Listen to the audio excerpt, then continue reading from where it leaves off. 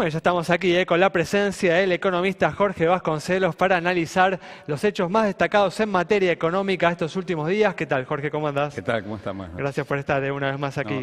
Gracias. Bueno, una semana en la que comenzaron a conocerse las mediciones de inflación correspondientes al mes de septiembre, que volvieron a dar en torno al 1%, un dato positivo, si bien influenciado por el freno a la suba de la tarifa del gas, aplicado por la Corte Suprema semanas atrás.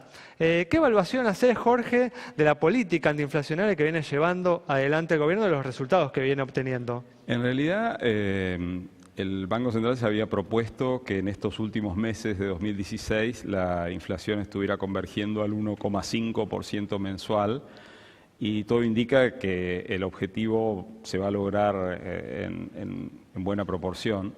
La inflación de septiembre en la Ciudad de Buenos Aires estuvo por debajo del 1,5, pero la núcleo está en 1,5. Y este tema de si se computan o no las tarifas de gas, etcétera, hace fluctuar los índices. Pero la tendencia es esa, yo diría que hay tres precios claves de la economía que están muy tranquilos. Uno es el precio del dólar. Definitivamente. El otro es el precio del gasoil, que es muy importante en el transporte. El precio del gasoil está adelantado, es decir, el gobierno no necesitaría mover ese precio por bastante tiempo. Y el precio de la carne, que a nivel mayorista, si uno mira el precio del kilo vivo, hoy el precio de la carne en Argentina está más caro en dólares que en Brasil y que en Uruguay, por ejemplo. O sea, estos tres precios, dólar, gasoil y carne, son claves más allá del tema de la tasa de interés y la política monetaria. Me estoy refiriendo a variables, porque la política monetaria, la tasa de interés suele ser abstracta para los analistas, para los observadores o para el común de la gente. En cambio, estos otros precios son una referencia cotidiana. Te referiste a los que están adelantados, pero no al que está atrasado. No sé, por ahí vos no crees que el dólar esté atrasado hoy en la Argentina. El precio del dólar es una víctima de la entrada de capitales, el endeudamiento del sector público, tanto nacional como provincial, es el que está marcando la tendencia en el mercado de cambios, y en la medida que exista predisposición de los inversores extranjeros a prestarle al gobierno nacional, el dólar está como comprimido por ese factor. O sea, el déficit fiscal no se puede financiar internamente. Un déficit de 5 o 6 puntos del PIB no se podría financiar con el sistema bancario local, que tiene préstamos por 13 puntos del PIB. Tendríamos que sacarle la mitad del crédito a las empresas que hoy está disponible para poder financiar al Estado. Entonces, inevitablemente un déficit de esta magnitud necesita ser financiado por el inversor externo. Ha ayudado, Jorge, me imagino, también la elevada tasa de interés que hemos tenido a lo largo del año, ¿no? La tasa de interés en pesos, que ha sido resultado de una política monetaria restrictiva, ¿no?, del Banco Central. Claro, pero lo que digo es que lo que manda acá es el tema del déficit y la necesidad de financiarlo. Ahora, respecto del tema de la tasa de interés, fíjense que había mucha presión sobre Sturzenegger y el Banco Central semanas atrás por el tema de que la LEVAX, la tasa más corta, está al 26,75, si la memoria no me falla, sí, 26,75, sí. Pero esa presión ha bajado últimamente. ¿Y por qué ha bajado? Bueno, justamente porque el Tesoro Nacional se está beneficiando de la credibilidad que ha adquirido el Banco Central al obtener financiamiento en pesos a 5 años, ahora lo busca a 7, a 10 años, a tasa fija. Es decir, el principal beneficiado por la credibilidad que ha adquirido el Banco Central en este corto tiempo es el propio Tesoro Nacional, que ahora puede financiarse en pesos y a plazos largos.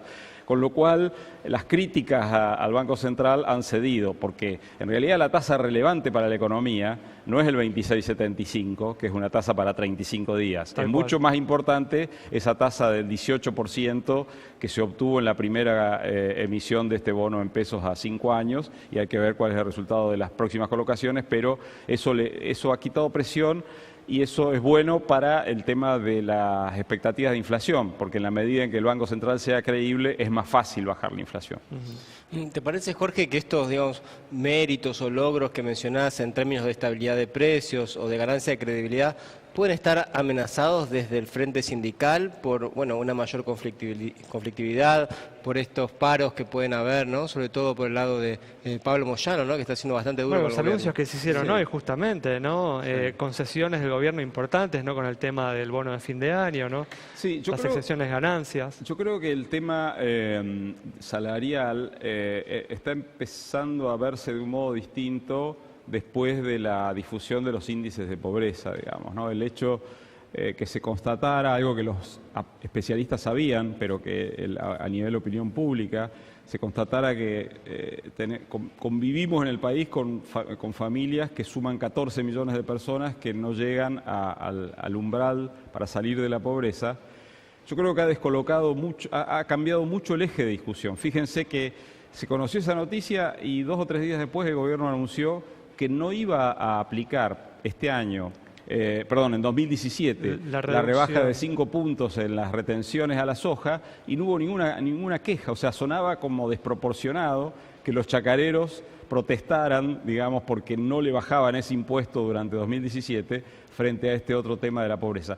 Y la cuestión de los salarios también está, me parece, afectada por este cambio de visión de los problemas, porque lamentablemente, esto es lamentable, pero es así, lamentablemente hoy ser un asalariado formal es un beneficio, es un privilegio, digamos. No debería ser así, pero comparado con 14 millones de personas bajo la línea de pobreza, se lo empieza a ver de ese modo. Uno lo ve en los programas de televisión, los debates que se suelen hacer a la tarde, a la noche.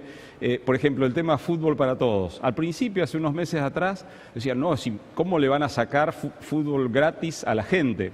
Y ahora, después que salieron los índices de pobreza, dice, sí, la verdad que el Estado está gastando mucho en cosas que no son importantes. Así que yo creo que el tema de los salarios está, en cierto modo, contaminado por este tema y eso puede ayudar a una discusión donde el tema del mediano y largo plazo entre también, no sea solo el corto plazo, la recuperación de lo que se perdió en los meses anteriores, y eso podría encarrilar la discusión salarial de un modo menos traumático, más amigable de lo que uno podía imaginar. Pero es cierto que puede haber conflictos o sectores donde puntualmente exista mayor conflictividad. Vinculado a lo que decís, en los últimos días parece que la agenda de prioridades de la sociedad también se corrió de lo económico hacia el tema de la inseguridad. ¿Te parece que, digamos, que se desvíe la conversación que antes estaba en la inflación, principalmente en temas económicos, a otros temas? ¿Puede ayudar al gobierno, digamos, a resolver problemas económicos sin tanta presión por parte de la sociedad? Claro, yo creo que en realidad el gobierno, digamos, en su programa para tener un buen resultado en las elecciones legislativas del año que viene, se equivocaría si quisiera poner todas las fichas a la economía. Porque la economía va a crecer el año que viene, pero no va a haber un boom económico. Va a ser un crecimiento importante, pero un boom, nada de boom. El efecto sobre el empleo va a ser moderado. Es posible que el año que viene, si todo sale bien, se puedan recuperar 150.000 empleos en el sector privado, pero no mucho más que eso.